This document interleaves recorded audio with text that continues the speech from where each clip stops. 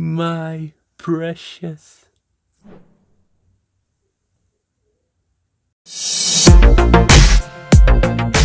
Duzentas críticas, cheguei a essa marca aqui que pra mim é uma vitória, porque eu tenho dificuldade de começar um projeto e ficar tocando ele, me dedicando a ele. Então eu vim comemorar aqui falando de um filme pelo qual eu tenho absoluta paixão e devoção, que é O Senhor dos Anéis, A Sociedade do Anel. A Sociedade do Anel chegou aos cinemas no ano de 2001, revolucionando o cinema no quesito de filmes épicos de grande escopo, trazendo uma nova percepção para o que poderia ser feito com adaptações cinematográficas de obras literárias de fantasia. O filme abre com a frase "O mundo mudou", que é bem propícia para o que O Senhor dos Anéis fez pro cinema. Este filme conta a história do Frodo Bolseiro, interpretado pela Elijah Wood, ficou muito famoso por esse papel, e ele se vê de posse do Um Anel, The One Ring, aquele que foi forjado pela entidade maligna Sauron, com o intuito de dominar toda a vida na Terra-média, que é onde se passa a aventura. Para entender melhor o cenário onde tudo se passa, o filme abre com um prólogo de 7 minutos, um prólogo bastante longo, mas bastante impressionante, e este momento é feito com uma narração etérea da Galadriel, que é interpretada pela Cate Blanchett. É uma narração etérea que já encaixa com a personagem dela, Elfa Galadriel, de grande poder, de grande divindade perante os outros. E logo nesse prólogo já temos uma sequência de guerra com um grande escopo, mostrando elfos e homens lutando contra as forças inimigas. Isso, dois exércitos num cenário muito amplo e com um coro de vozes da trilha sonora, um coro de vozes masculinas, pesado,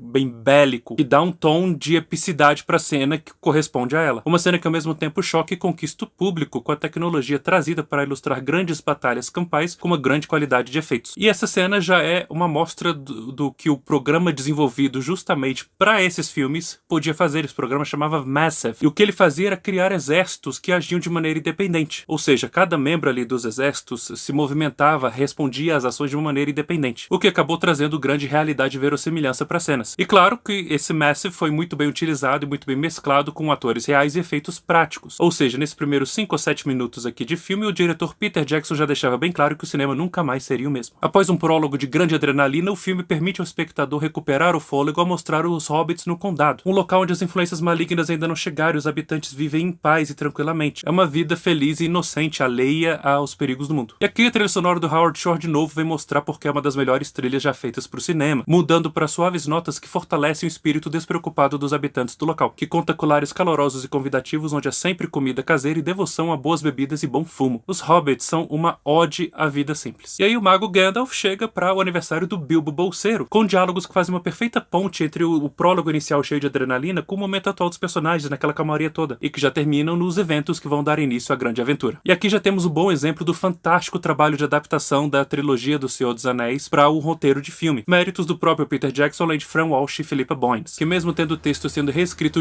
inúmeras vezes ao longo das filmagens dos 3 filmes da trilogia, conseguiram traduzir o cerne da obra central com muito êxito. As mudanças dessas falas, aliás, muitas vezes vieram dos próprios atores interpretando os personagens, principalmente conforme as filmagens iam passando, e eles iam entendendo mais ainda os personagens. Então eles vieram com sugestões que encaixavam muito bem com a caracterização daqueles que ele estava interpretando. A partir daí começa basicamente um road movie, onde os personagens embarcam numa longa jornada que vai transformá-los para sempre. Na primeira metade deste longo grupo, composto por 4 hobbits, Frodo, Sam, Merry e Pippin precisam chegar ao lar dos elfos em Valfenda. No caminho, o guardião Aragorn se junta a eles e os ajuda a escapar dos Nazgûl, os espectros do anel, entidades malignas, servas de Sauron. Gosto muito de como eles representam os Nazgûl, não só pela descrição do livro, mas como ficou bem verdadeiramente no cinema, porque o acerto vai além de ter os cavaleiros negros cobertos com mantas negras e luvas de metal negro e em cima de cavalos negros, mas vai até no quesito de o som que eles emitem, de ser um grito agudo que é incômodo, e do jeito que o filme coloca, dá pra perceber que aquilo afeta a alma, aquilo é tipo uma magia de pavor. E tem uma cena bem no começo dessa jornada em que os 4 hobbits precisam se esconder embaixo da estradinha porque tem um cavaleiro negro chegando, tem um Nazgûl chegando. E presta atenção como eles estão escondidos, tem a árvore aqui e de repente o cavaleiro que devia estar vindo o tempo inteiro só aparece do lado da árvore, porque ele é um espírito, ele se materializou ali daquela hora para poder investigar. É genial. Outra personagem que tem importante papel para que os pequenos hobbits cheguem ao seu destino é a elfa Arwen, uma personagem que foi uma das grandes alterações nesta adaptação. Nos livros ela era uma personagem muito passiva e sem relevância. Aqui o amor entre ela e Aragorn tem peso real nas decisões que ambos tomam ao longo dos filmes e acaba se tornando um dos elementos vitais para o desenho desenrolar da história. O longa chega à sua metade quando os hobbits chegam em Valfenda, onde uma reunião é convocada para decidir o destino do anel, já que ele tem pesada influência psicológica e mental em quem o está usando e faz de tudo para voltar para o seu mestre Sauron. Podendo apenas ser destruído nas lavas do vulcão onde ele foi forjado, o vulcão que fica em Mordor, que é o lar do Sauron, bem no centro do lar do inimigo, decidir quem vai ser o portador do anel nessa jornada e quem vai auxiliá-lo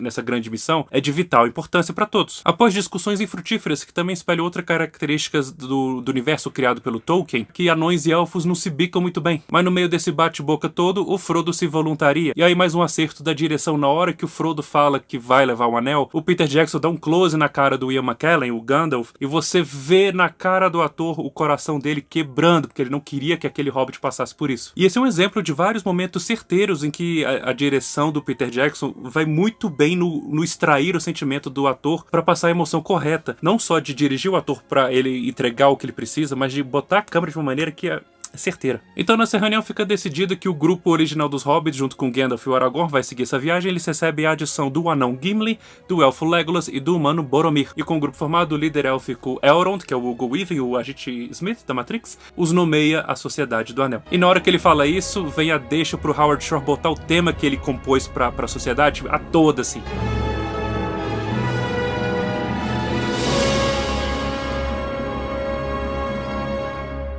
E é interessante ver porque isso é metade do filme e ao longo dessa primeira metade ele vem dando notas, pequenos momentos em que o tema da sociedade vai se formando, porque eles estão começando a se juntar, estão chegando lá, e quando a sociedade finalmente se forma, pá, vem com a todo o tema. É bem feito. Esse tema é uma das inúmeras composições que marcaram a trilha sonora desse filme e que são temas facilmente reconhecidos quando você escuta. Sinceramente, faz parte do hall de grandes temas do cinema, como o tema do Superman do John Williams, ou do Star Wars do John Williams, ou do De Volta para o Futuro do Alan Silvestre. Pode-se argumentar que essa primeira metade do filme aqui foi apenas para apresentação, para estabelecer os personagens e aí seguir na jornada, porque a partir do momento que a sociedade se forma, o senso de urgência, as sequências de ação, a sensação de tensão é muito constante e é sempre pontuada com momentos de pausa que eles não estão necessariamente seguros, mas são momentos de pausa bons, onde rolam alguns diálogos e que eles permitem revelar coisas sobre eles, ou diálogos simplesmente muito bem escritos e interpretados. Então você tem momentos como o Boromir ensinando os hobbits a treinar e eles brincam ali, você vê como a sociedade estava bastante unida no início, e diálogos memoráveis como o do Gandalf e o do Frodo quando eles entram nas minas de Moria, além, claro, dos diálogos que ilustram um genuíno carinho entre Frodo e Sam, que infelizmente viraram inúmeras piadas homossexuais, porque Deus me livre dois homens demonstrarem afeto um pro outro, né? Isso só pode querer dizer que eles querem se pegar, como se tivesse algo errado nisso também. Mas por mais que eu elogie bastante o roteiro aqui, nenhum roteiro sobrevive bem se você não tiver bons atores para entregar essas falas. E aqui está outro grande trunfo da trilogia. Os hobbits, por exemplo, são distintos em sua maneira de ver a vida. São seres ingênuos que conhecem pouco do mundo e gostam de coisas simples, mas que possuem imensa coragem e determinação para executar uma ação quando algo precisa ser feito a respeito. Não é que eles sejam desprovidos de medo, mas é isso que os torna admiráveis. Eles encaram o medo e vai com medo mesmo. E todos os 4 atores incorporam esses elementos muito bem, e cada um com a sua personalidade distinta dentro disso. E o destaque, claro, vai pro Elijah Wood de Frodo. Ele usa muito bem os olhões que ele tem olhos bastante grandes, mas ele usa eles de uma maneira em que você consegue mergulhar muito bem na alma dele para entender o sofrimento pelo qual ele passa constantemente carregando aquele anel. Ao mesmo tempo que ele ilustra a firmeza do personagem de vamos seguir em frente, mesmo que tá difícil. But it cannot stay in the Shire. No! No, it can't.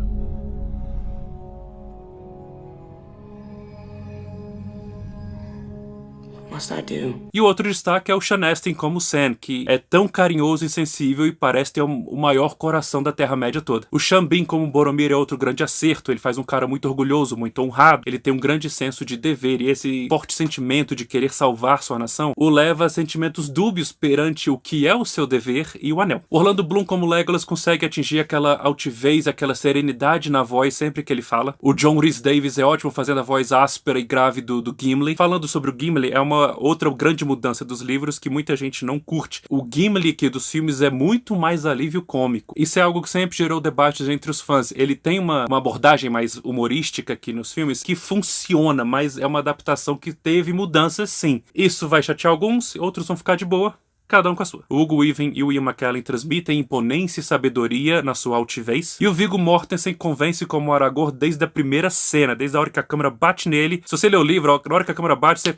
Aragorn. Mas ele ilustra muito bem as dúvidas do personagem perante a sua própria capacidade, ao mesmo tempo que deixa transparecer com muita confiança a bondade que ele tem perante outros. E para completar esse timaço de atores aqui, nós temos o Christopher Lee como Saruman. Christopher Lee sempre cai bem como vilão, mas seu Saruman é um acerto acima da média, exalando ganância, poder e desprezo pelos outros. O massivo projeto dessa trilogia teve um orçamento de 300 milhões de dólares. Lembrem que o projeto foi de filmar os 3 filmes em sequência, e você vê cada centavo desses 300 milhões de dólares na tela. Eu tô aqui em 2019 gravando sobre o filme de 2001, os efeitos especiais ainda convencem e muito. Aliás, esse filme vai além de só ter efeitos especiais impressionantes. O visual todo convence, não só por ser bem feito, mas por te ajudar na imersão àquele mundo. Pra você ter ideia do nível de cuidado aqui, o cenário de Hobbiton, né, a Vila dos Hobbits, foi construído 1 ano antes das filmagens começar, só pra grama crescer naturalmente. A produção ficava cuidando do paisagismo do local por esse ano todo, mas não foi coisa colocada ali na hora, 2, 3 dias antes, foi uma coisa cuidada, a parada é natural, é orgânica. A produção teve que cuidar, além de tudo, pra ter esse cuidado de 1 ano, mas para o lugar ter que parecer que pessoas,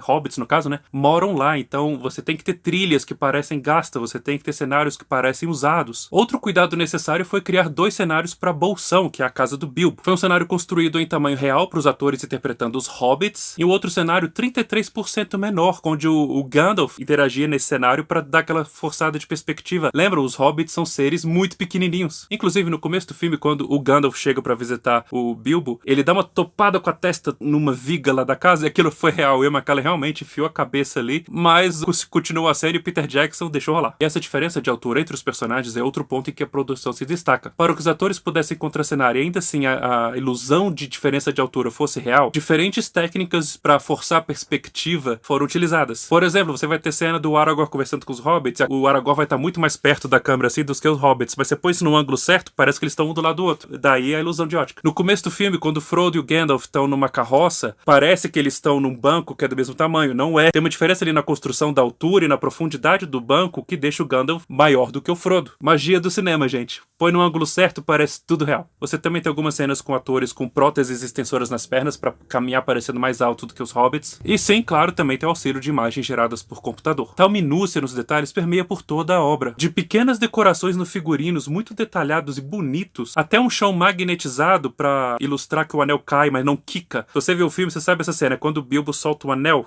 cai, puf, fica preso no chão assim, ele não sai quicando como um anel normal. Isso ilustra o peso desse anel, não só físico, mas que ele não é um anel comum. É um auxílio visual para ilustrar uma coisa mística, para ajudar na narrativa. A preocupação em trazer o mundo criado por J.R.R. Tolkien na vida é tão grande que qualquer um que já leu qualquer um dos livros imediatamente reconhece o local representado em tela. Se por um lado os roteiristas acertadamente resolveram tirar os grandes poemas e canções dos livros que ocupam muito tempo, por outro tiveram a preocupação de trazer os idiomas criados pelo Tolkien para o filme, o que era absolutamente necessário não só por questões de verossimilhança e de se manter fiel à obra, mas também porque o próprio Tolkien era apaixonado por idiomas, e usar as suas criações linguísticas era o mínimo necessário e esperado para respeitar a essência da obra. Uma obra que marcou a história da sétima arte, O Senhor dos Anéis, A Sociedade do Anel, realizou sonhos ao trazer uma obra literária para uma linguagem audiovisual com tamanho louvor que pouquíssimas adaptações na história chegaram aos pés. Com vívido carinho e enorme respeito ao material original, o espectador é transportado à Terra-média e embarca nas várias jornadas de companheirismos com afinco. Dotado de um visual fantástico, excelentes atores, de uma das trilhas mais impressionantes, impactantes e lindas do cinema, o filme que deu origem à trilogia de Frodo e companhia e sua aventura para salvar a Terra-média é uma experiência pela qual todos merecem passar. Pessoal, muito obrigado por assistirem meus vídeos, são 200 críticas e mais algumas coisas aqui no canal, eu fico muito feliz de chegar a essa marca, e